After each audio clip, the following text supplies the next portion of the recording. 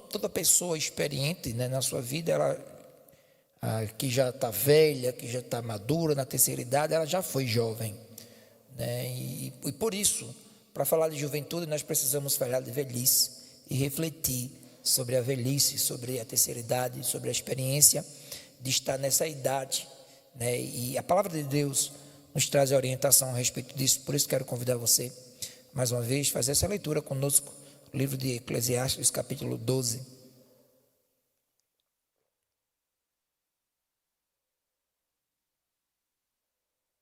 Verso 1 ao verso 8.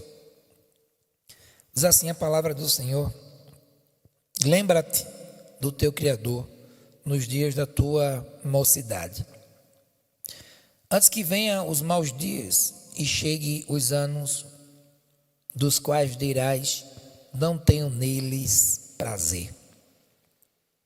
Antes que se escureça o sol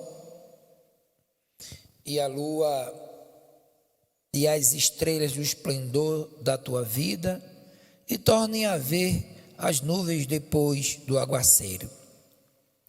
No dia em que tremerem os guardas da casa, os teus braços, e se curvarem os homens outrora fortes, as tuas pernas, e cessarem os teus moedores da boca, por já serem poucos, e se escurecerem os teus olhos na janela, os teus lábios nos quais portas da rua se fecharem, no dia em que não puderem falar em alta voz, de te levantarem a voz das aves, e todas as harmonias, filhas da música, te diminuírem. Como também quando temeres o que é alto, e te espantares no caminho, e te embranqueceres como flores a amendoeira, e o gafanhoto te for um peso, e te pereceu o apetite, porque vais à casa eterna, e os pranteadores andam rodeando pela praça. Antes que se rompa o fio da prata, e se despedace o copo de ouro, e que se quebre o cântaro junto à fonte, e que se desfaça a roda junto ao poço, e o pó volte à terra, como era, e o espírito volte a Deus, o que deu. Vaidade de vaidade, diz o pregador, tudo é vaidade. Deus abençoe sua santa, rica e preciosa palavra no nome de Jesus. Pois bem, irmãos, refletindo sobre a juventude, eu primeiro penso em refletir primeiro sobre a velhice, né? Que aí a gente tem esses dois contrapontos entre juventude e entre velhice, em todo um caminho para prosseguir do jovem ao velho. E a Bíblia traz uma orientação bastante importante. O sábio, o qual escreveu o livro de Eclesiastes, Salomão, o rei Salomão, um homem que a Bíblia diz que não houve pessoa da sua época mais sábia do que o próprio Salomão. E ele, escrevendo a respeito da velhice, ele nos destaca primeiro a juventude, nos fazendo pensar, irmãos, que no trajeto da nossa vida, de jovem até velho, há um processo em tudo isso. E Salomão, na sua sabedoria, que foi Deus que o deu, ele diz que nesse trajeto há algo importante em tudo isso. E ele nos chama a atenção quando ele nos diz, nos trazendo a lembrança, a memória. O verso 1 do capítulo 12 diz: lembra-te do teu Criador nos dias da tua mocidade. Irmãos, por que Salomão começa esse capítulo 12 fazendo essa exortação, nos fazendo lembrar de Deus? E aí já fica claro essa primeira lição, porque nós esquecemos de Deus, sabe? Principalmente quando estamos numa condição boa, gozando de saúde, gozando de paz, gozando de recursos financeiros. E aí a gente tem a tendência de esquecer de Deus, né? Lembro-me do conselho do apóstolo Paulo: não quero muito para não esquecer de Deus, nem quero pouco para não estar murmurando contra Deus. Mas Salomão diz assim: olha, você que é jovem, lembre de Deus. No trajeto da sua vida, lembre de Deus. Jovem, na sua mocidade, lembre de Deus. Porque toda a vida, da mocidade à velhice, diz o verso 8, vaidade, tudo é vaidade. Não passa de vaidade, queridos. A reflexão que o sábio aqui quer trazer para a vida do jovem é: olha, o mais importante na vida é lembrar de Deus, porque a vida vai passar. Está aqui dizendo, no verso 7, e o pó volte à terra como era, e o espírito volte para Deus o que o deu. Não adianta, no processo da vida, há algo chamado morte, que é certo na vida de todo ele, jovem ou velho. Mas o conselho que o sábio traz para a mocidade, para a juventude é: lembra do teu Criador, não te esquece de Deus, pois na mocidade, na juventude, a tendência é esquecer de Deus. Quantos jovens não estavam aqui na nossa igreja e que hoje estão esquecidos de Deus? Por quê? Por N fatores. A igreja também entra nesse meio como uma certa culpada, entre aspas. Mas os jovens também são muito culpados. E ao mesmo tempo são muito tentados, porque na sua juventude eles esbanjam de saúde, esbanjam, irmãos, de uma vida de paz, de tranquilidade. Eles acham que tudo é fácil, que tudo é simples. Eles acham que eles nunca vão sofrer. Eles acham que tudo eles podem fazer. São mais experientes do que os pais, conhecem mais do que os pais, principalmente no tempo de hoje. Atenção, pais. Atenção, pais. O que é que acontece no tempo de hoje? Hoje nós vivemos uma era da tecnologia. A internet faz aproximadamente 24 anos, no máximo. Não sei bem, posso estar errado na exatidão da data, mas faz mais de 20 anos que a internet veio. E hoje nós vivemos uma época, uma geração da tecnologia, onde a sociedade se organiza de forma virtual, através das redes sociais. E o celular, mais do que nunca, faz parte da vida dos jovens, principalmente. O maior público que usa, né, que se empodera, que se enche desses conteúdos virtuais, são jovens. E aí eles, naturalmente, por nascer nessa época, eles têm mais conhecimento, facilidade de lidar com tecnologia, com aplicativos, com celulares, com tablets e etc, com as redes sociais.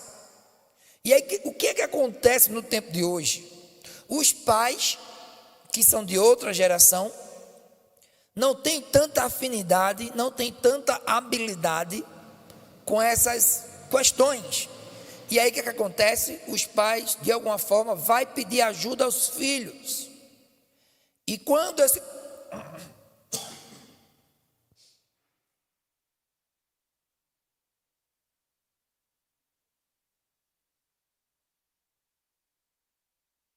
Desculpa, irmãos.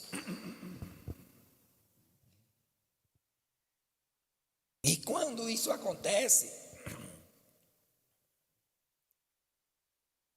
passa um processo, queridos, que os pais estão se submetendo aos filhos. Então agora os pais recorrem aos filhos. Os avós recorrem aos netos. E agora eles estão na condição de ensinar.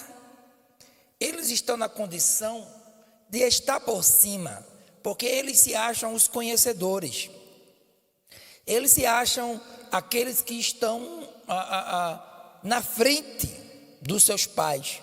porque os pais não conhecem e depende deles para conhecer, para mexer em redes sociais, e isso está mexendo com a cabeça dos jovens, porque na verdade os jovens agora sabem que os pais estão como se tivessem ultrapassados, e agora eles se acham os importantes, e aí os pais não têm mais força, porque não conhecem, e agora eles não querem mais escutar os seus pais, e isso aí é muito triste, porque está mexendo com a cabeça dos jovens. Eles agora não escutam mais conselhos, eles agora acham que só eles é que conhecem a vida, porque está na era deles, no tempo deles, na época deles, e isso tem mexido com a cabeça dos jovens. E aí o que acontece, irmãos? Quando os pais vão orientar, vão falar, eles não querem conselho, e aí o jovem se acha superior, a ponto de até largar a igreja, porque aí é dono do próprio nariz, porque aí está muito jovem, e vem as tentações da vida, e aí entra a igreja, como eu falei. Queridos, há um processo de entretenimento que existe no mundo, muito injusto em relação à igreja.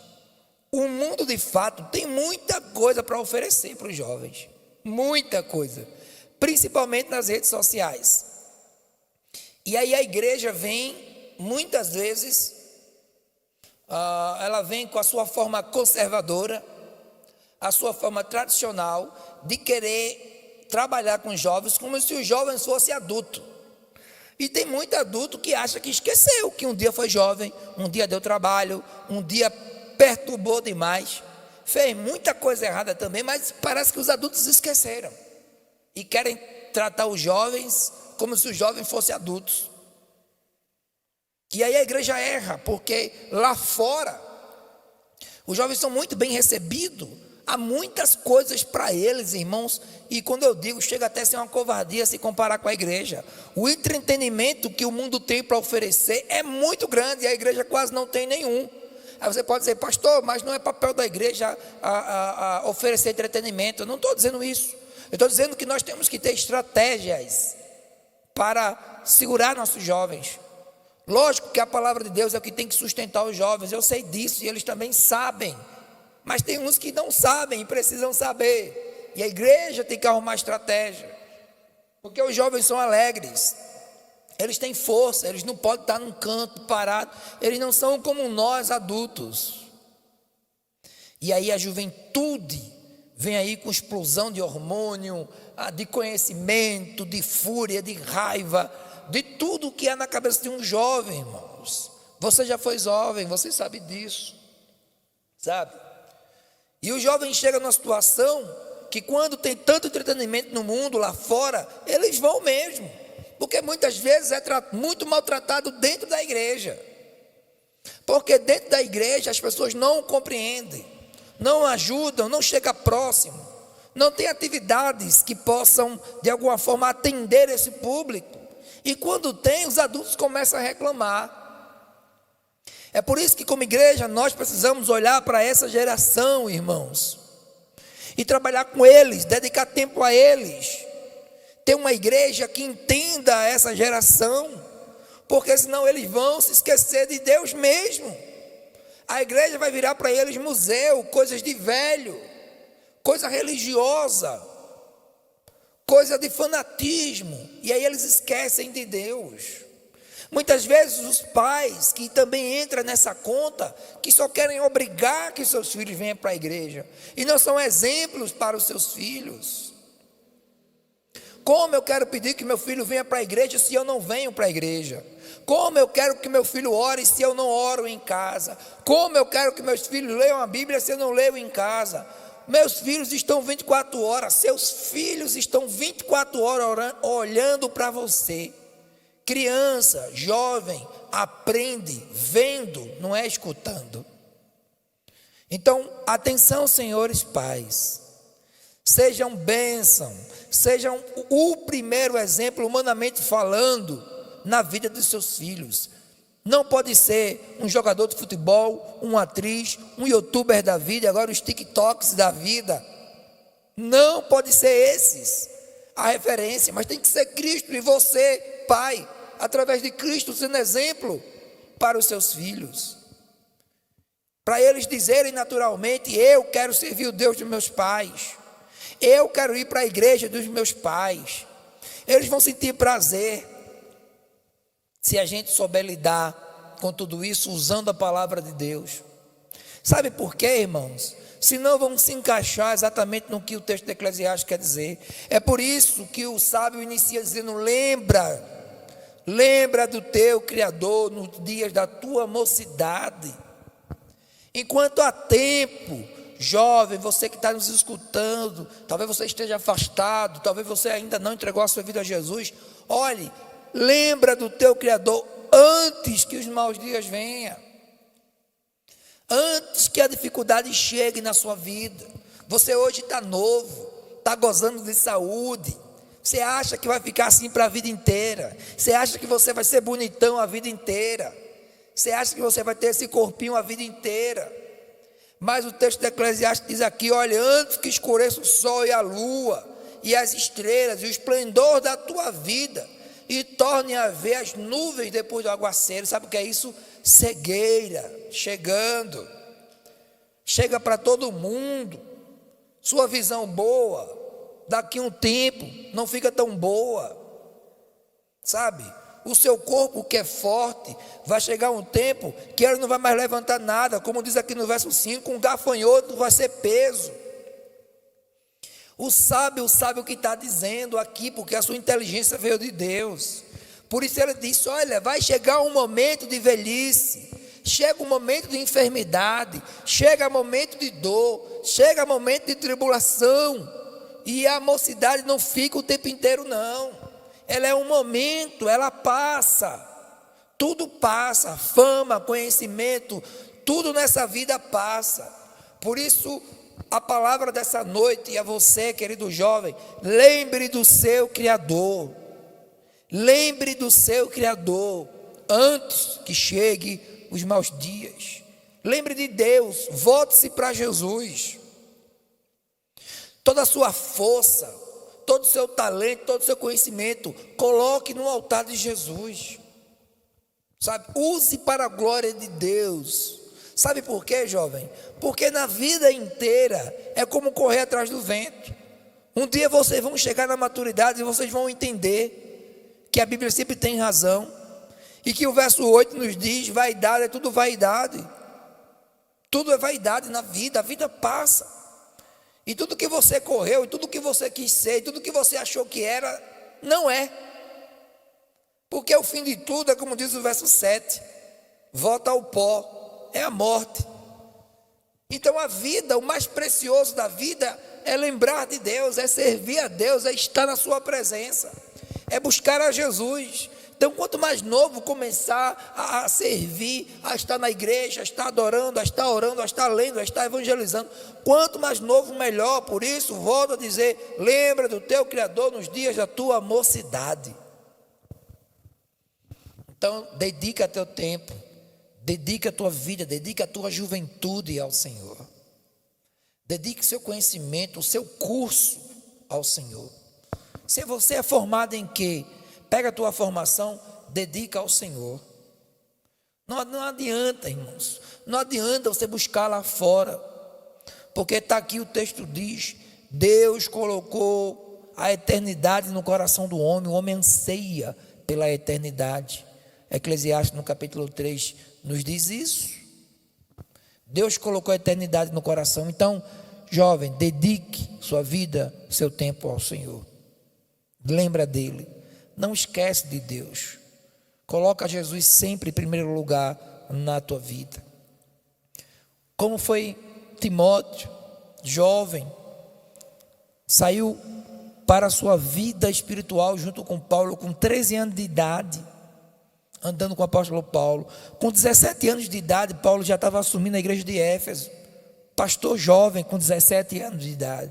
Davi também, na sua juventude, com 17 anos de idade, foi consagrado para ser rei de Israel e dedicou toda a sua vida ao Senhor. Como tantos e tantos jovens também na Bíblia dedicou. Dedica a tua vida ao Senhor, querido. Sabe? use tua força, como diz na nossa divisa. Jovens, escolhi vocês porque vocês são fortes, diz o Senhor. Porque a palavra de Deus está com vocês e vocês já venceram o maligno. Então lembra de Deus na tua mocidade. Não esquece. Não esquece de Deus. Porque se você esquecer de Deus, querido, possa ser que seja tarde, quando você quiser lembrar.